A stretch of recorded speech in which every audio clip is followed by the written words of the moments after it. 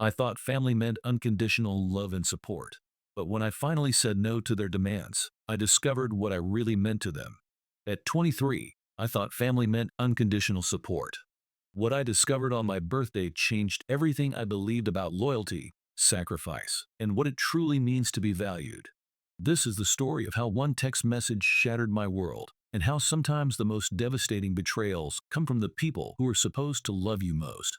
I was working a double shift on my birthday, which honestly wasn't unusual in our household. My father, Marcus, had always drilled into us that earning your keep was sacred. If you want something in this life, Christopher, you work for it, he'd say, usually while pointing at my younger brother Ethan with obvious pride. I'd accepted this philosophy, even embraced it. What I hadn't realized was how selectively it applied. The restaurant was busier than usual that Thursday evening. I was bussing tables, refilling water glasses, and counting down the minutes until 7 o'clock when I could finally head home. Maybe grab some takeout, watch something mindless on Netflix, just decompress from another exhausting day. I'd been saving for months to take a weekend trip somewhere, anywhere that wasn't this small suburban town where everyone knew everyone's business. Walking across the parking lot toward the bus stop, I pulled out my phone to check the time. The screen lit up with a series of messages from my father. My stomach immediately tightened. Marcus wasn't one for casual texting. When he messaged, it was usually about household responsibilities or something I'd supposedly done wrong. The first message made me stop walking entirely. "We sold your Honda. Family obligations come first. Be grateful we've provided you with a roof over your head all these years." I read it 3 times, certain I was misunderstanding something. My Honda Civic wasn't much to look at, a 2018 model with a few dents and over 90,000 miles, but it was mine. I'd worked overtime shifts for 2 years to save the $7,800 for that car. Sure, the title was in my father's name because the insurance rates were better that way, but every payment, every repair, every drop of gas had come from my paychecks. The second message arrived before I could process the first. Also, Ethan starts community college this fall. You'll cover his first semester tuition. $7,800. Payment is due by Friday. My hands were actually shaking as I typed back. "That's not happening." His response came faster than I expected. "Then pack your belongings. You're no longer welcome in this house. You're dead to me." The bus ride home felt surreal, like watching someone else's life unfold on a movie screen. I kept staring at those messages, waiting for the punchline, for Marcus to text back saying it was some kind of twisted joke. But the more I thought about it, the more I realized this had been building for months. Every time I questioned one of his decisions, every time I didn't immediately agree with his plans for our family, every time I showed any independence whatsoever. When I finally walked through our front door, the atmosphere was suffocating. My mother, Patricia, stood at the kitchen sink washing the same plate over and over again, her movements mechanical and detached. She wouldn't meet my eyes. Marcus sat in his usual spot on the living room couch, the television volume turned up unnecessarily loud, but he wasn't watching. He was waiting. "So you actually sold my car," I said, my voice steadier than I felt. He didn't look away from the screen. "Family comes first, Christopher. You're 23 years old. Time to contribute like an adult instead of acting like a spoiled child." There it was, the same manipulation tactic he'd used my entire life. Frame any resistance as selfishness, any question as disrespect.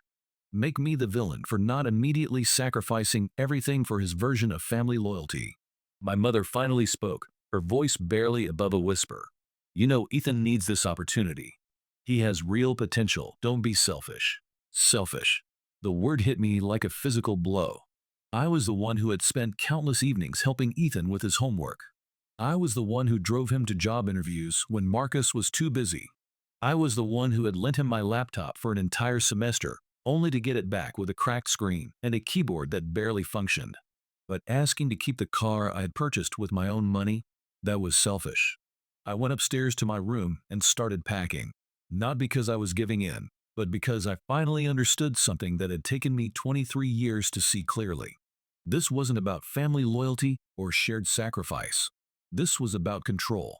This was about Marcus needing to feel like the undisputed head of a household where everyone existed to serve his vision of how things should be. I called my friend David and explained the situation. Are you serious? He asked. They sold your car to pay for Ethan's college? Welcome to the Peterson family dynamics, I said, stuffing clothes into a duffel bag. Everything I own apparently belongs to the greater good, as defined by Marcus. David told me I could crash at his place for as long as needed. I gathered everything I could carry in 3 trips: clothes, my laptop, some books, a few sentimental items from high school. I could hear my parents talking in heated whispers downstairs, my mother occasionally raising her voice, just enough for me to catch fragments. Too far this time. And he's still our son. When I came downstairs with my bags, Marcus was waiting by the front door like a bouncer at an exclusive club. If you walk out that door, don't expect to come crawling back when reality hits you, he said. I've given you everything, and this is how you repay me. I looked at him for a long moment. This man who had taught me to work hard, to be responsible, to value family above all else. He had also taught me, without meaning to, that love could be conditional, that respect was something demanded rather than earned, and that the people closest to you could inflict the deepest wounds while convincing themselves they were helping you. You didn't give me everything, Marcus, I said, using his first name deliberately. You gave me a roof and food and the minimum requirements of parenthood. Everything else I earned myself. He shoved me then, not hard enough to knock me down, but hard enough to make his point. I could have shoved back.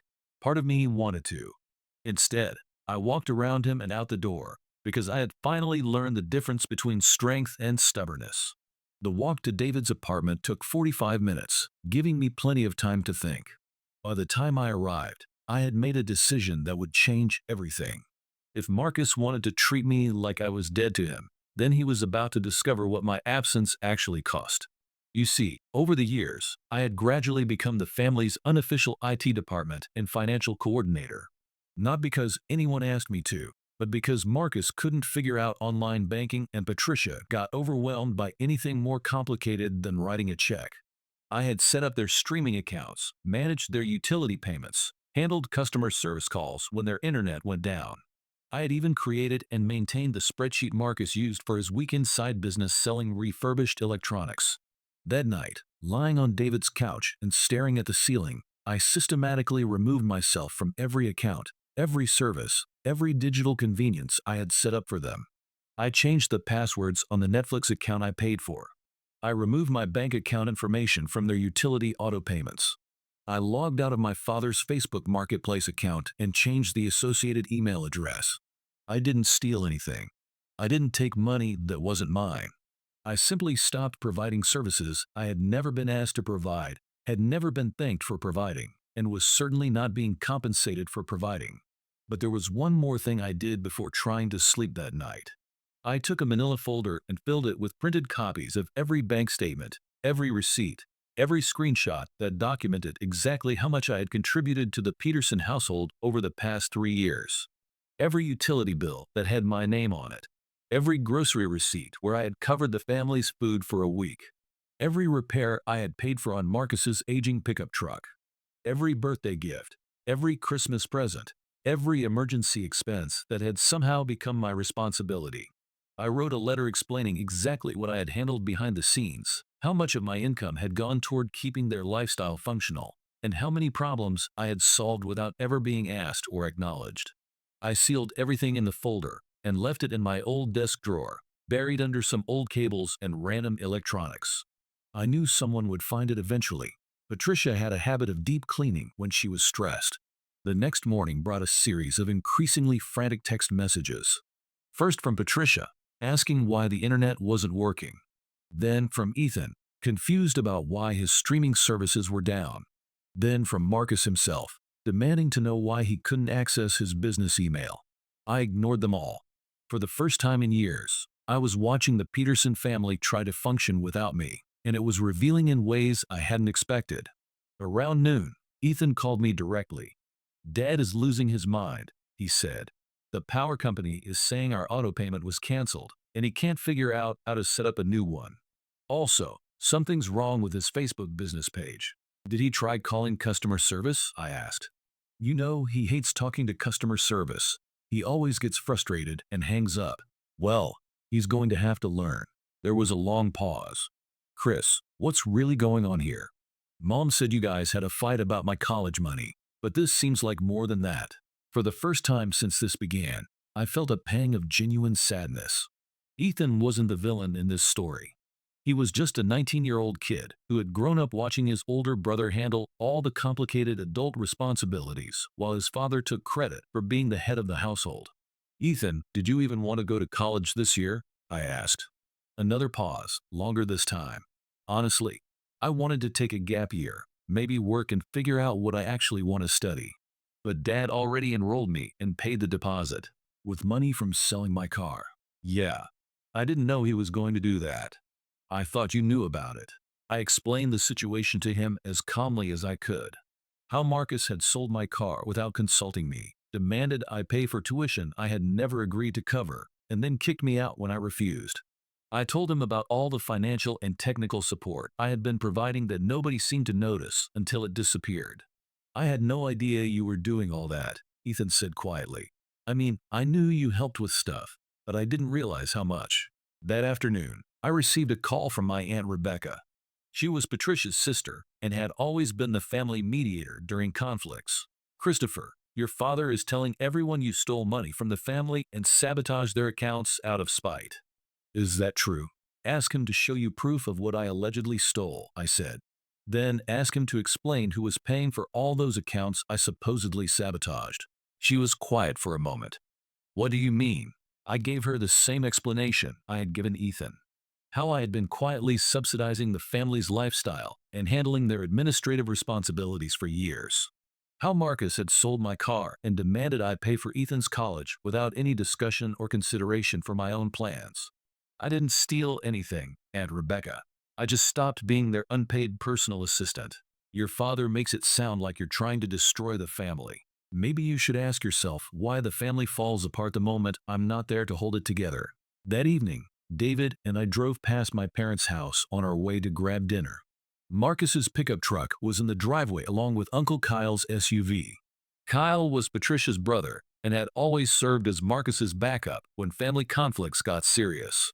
Through the living room window, I could see both men gesticulating angrily while Patricia sat on the couch with her hands over her face. Looks like a fun family meeting, David observed. My phone buzzed with a text from my cousin Madison.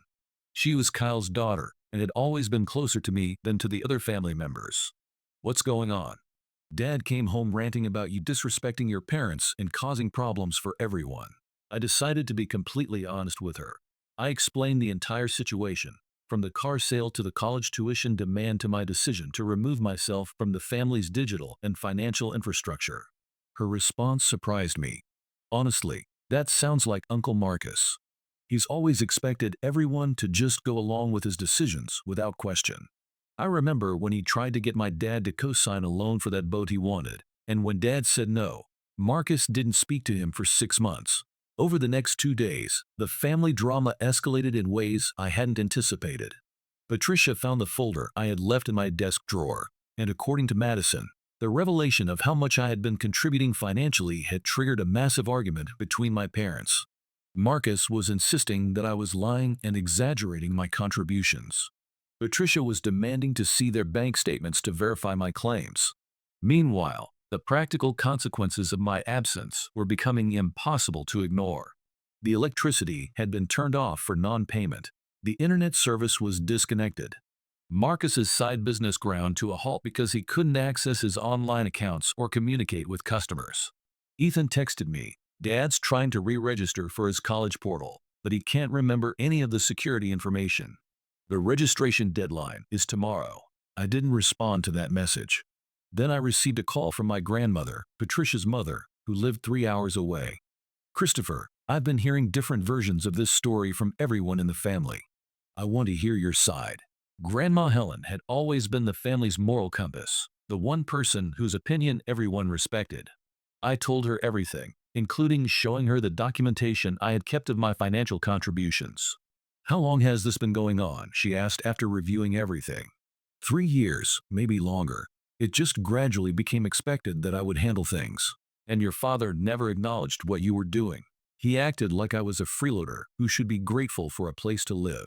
Grandma Helen was quiet for a long time.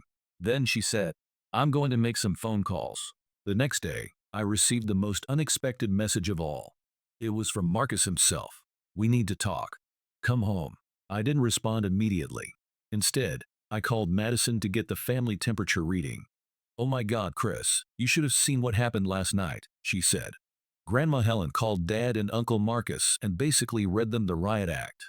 She told them she'd seen your financial records and was ashamed of how they'd been treating you. Then she said if the family couldn't appreciate your contributions, maybe she needed to reconsider who gets what in her will. Madison explained that Grandma Helen had always planned to leave her house and savings to be split among the grandchildren, but she had apparently threatened to revise her will to exclude anyone who continued to support Marcus's treatment of me. "Uncle Marcus is panicking," Madison continued. "He keeps saying this is all a misunderstanding and that he never meant to kick you out permanently. But the damage was deeper than Marcus realized. This wasn't just about money or practical support. This was about respect, acknowledgement, and the fundamental question of what family loyalty actually means." I agreed to meet with them, but not at the house. I suggested a neutral location, the coffee shop where I had worked part-time during high school. Marcus, Patricia, and Ethan all showed up, looking more subdued than I had ever seen them. Marcus started with what I assumed was meant to be an apology. "I may have overreacted the other day. Family tensions can make people say things they don't mean. You sold my car," I said simply. "You demanded I pay for Ethan's college. You told me I was dead to you when I refused." Which part of that was an overreaction? Patricia tried to mediate. "We just want our family back together. Can't we find a way to work this out?" "What exactly are you proposing?" I asked. Marcus cleared his throat. "You can move back home. We'll figure out the college situation for Ethan, and maybe we can discuss getting you another car eventually." I looked at Ethan, who was staring at his hands and hadn't said a word since we sat down. "Ethan," I said, "what do you want?" He looked up, surprised to be addressed directly. "I don't want to go to college if it means the family falls apart." I never asked for any of this. That's when I realized the real tragedy of the Peterson family dynamics. Marcus had created a system where his children's needs were constantly pitted against each other instead of being addressed as legitimate concerns deserving individual consideration.